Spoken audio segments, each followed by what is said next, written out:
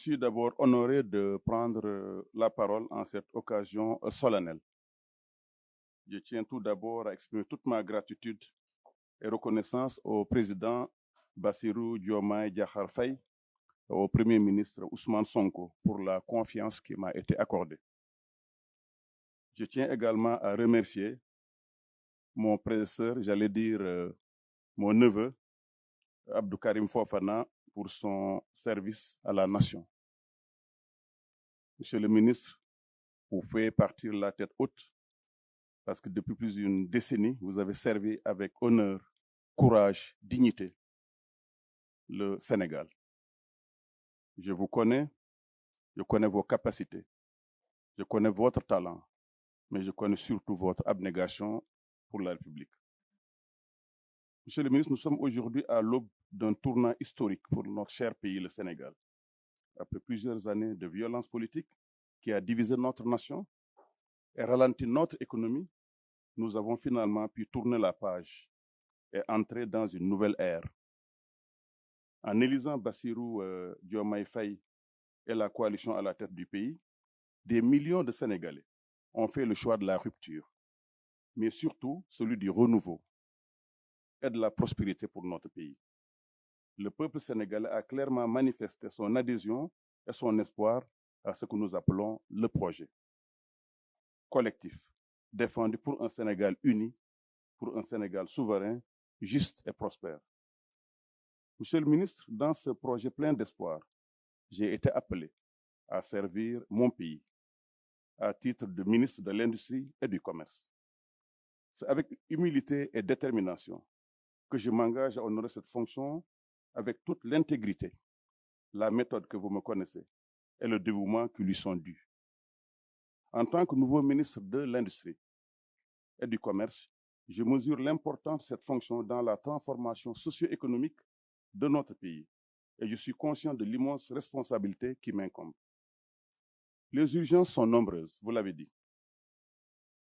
Il s'agit de mettre en œuvre une politique visant à favoriser la prospérité du Sénégal dans le moyen et long terme, mais de lutter immédiatement contre la cherté du coût de la vie, comme l'a demandé le président de la République, Bassirou Diomaye Faye, et de permettre l'augmentation du pouvoir d'achat des ménages sénégalais, d'établir la bonne gouvernance, la transparence et la reddition des comptes comme principes fondamentaux de nos actions. Il est également urgent de répondre aux préoccupations de la jeunesse sénégalaise en termes d'emploi, à ses besoins en termes d'éducation, de formation professionnelle et de soutien dans l'entrepreneuriat. Ce nouveau ministère, fusion d'anciens ministères du commerce et de l'industrie, représente un enjeu critique pour la réussite du projet pour le Sénégal. En effet, l'industrie et le commerce sont les piliers de notre économie. C'est grâce à leur croissance que nous pourrons améliorer la vie de nos concitoyens. En réunissant ces deux entités sous une même direction, la mienne, il est question de créer des synergies et des collaborations plus efficaces. Cela nous permettra de favoriser la coordination des politiques économiques du Sénégal, mais également la simplification des procédures administratives, la cohérence des actions, leur optimisation menée en faveur du développement de l'économie nationale.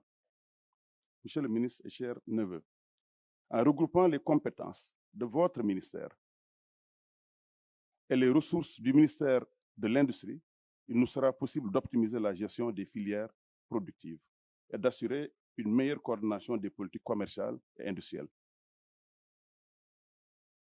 Il faut favoriser une approche globale et intégrée pour soutenir la compétitivité des entreprises locales. En effet, l'augmentation des prix est due tout simplement à une sous-productivité, aussi bien de nos secteurs industriels que de nos secteurs agricoles. L'ambition est de favoriser les synergies maintenant entre les différents secteurs d'activité, promouvoir la diversification de notre économie, qui est trop tournée vers l'importation. Cela nous permettra de réduire la dépendance aux importations, de stimuler la production locale par des subventions, de créer des emplois durables pour la population sénégalaise.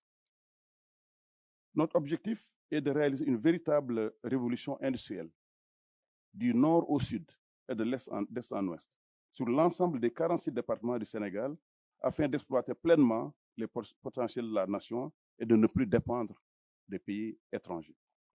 C'est dans ce cadre nous adopterons une méthode de travail basée sur 4 principes à l'endroit de mes collaborateurs. Il nous faudra, dans un premier temps, effectuer un état complet des lieux. Et c'est l'occasion de demander à tous les directeurs généraux, dès demain matin, de venir à une réunion qui sera convoquée de coordination pour justement comprendre d'abord ce que chacun fait en ce moment-là et conduire en tout cas des enquêtes internes, analyser les données, les avis et vos recommandations afin de mieux comprendre les défis auxquels est confronté le ministère. Cette démarche nous permettra d'obtenir les informations nécessaires, c'est la démarche diagnostique, pour prendre les décisions éclairées et mettre en place des actions efficaces avec vous, ensemble. En s'appuyant sur ces analyses, le nouveau ministère pourra mieux définir sa mission, améliorer ses performances et atteindre les objectifs fixés, garantissant une gestion efficace et pleine, en rapport avec le ministre des PME qui est à notre côté. L'autre grand principe, c'est la rigueur. Monsieur le ministre, vous l'avez dit, je viens d'un grand groupe qui s'appelle Nestlé, Suisse. La rigueur est un élément essentiel car elle garantit une exécution efficace de la mission et de la réalisation des objectifs fixés. En respectant strictement les processus et les procédures établis, les fonctionnaires pourront assurer une gestion transparente, équitable des activités. La rigueur nous permet également de maintenir la fiabilité des données et des informations, ce qui est crucial pour prendre des décisions éclairées, assurer la bonne marche des affaires du pays. En fin de compte, la rigueur induit, comme l'a dit le président Bassirou Diomaye Faye, à une meilleure gouvernance et contribue à renforcer la confiance des citoyens sénégalais, des partenaires commerciaux dans notre ministère. Le troisième principe, c'est la reddition des comptes à l'endroit de tous nos collègues du ministère et des deux ministères, j'allais dire.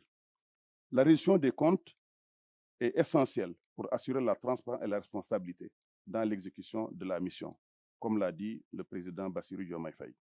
Les responsables devront justifier leur action et présenter des résultats afin de garantir que les ressources publiques qui ont été mises à notre disposition sont utilisées de manière efficace et efficiente pour l'unique intérêt du peuple sénégalais. Cela favorise également une culture de performance et d'amélioration continue, aidant le ministère à atteindre ses objectifs fixés par le chef de l'État et à répondre aux attentes des Sénégalais. En fin de compte, la réduction des comptes est un outil juste crucial pour renforcer la confiance du public dans les ministères et dans le gouvernement dans son ensemble. Et enfin, le travail en équipe. Travailler en équipe avec les services d'abord du gouvernement. Travailler en équipe avec le ministère de l'Agriculture. Travailler en équipe avec le ministère du Commerce. Il nous faudra unir toutes les forces vives de la nation, de ce pays, afin de déployer une stratégie qui répondra aux besoins de tous les Sénégalais.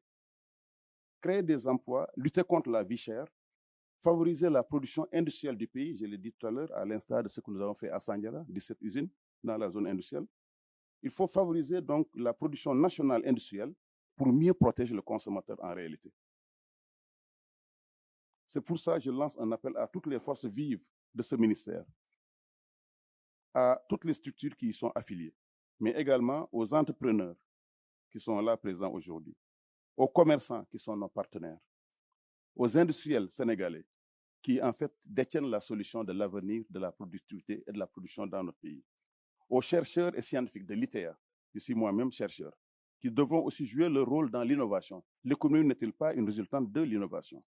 Aux travailleurs de la société civile, pour travailler ensemble à la réalisation de notre vision commune pour le Sénégal que nous partageons tous. Voilà, monsieur le ministre, les piliers fondamentaux de la méthode de travail que je compte suivre. Ensemble, nous pourrons relever les défis qui se dressent devant nous et construire un avenir meilleur pour les générations futures.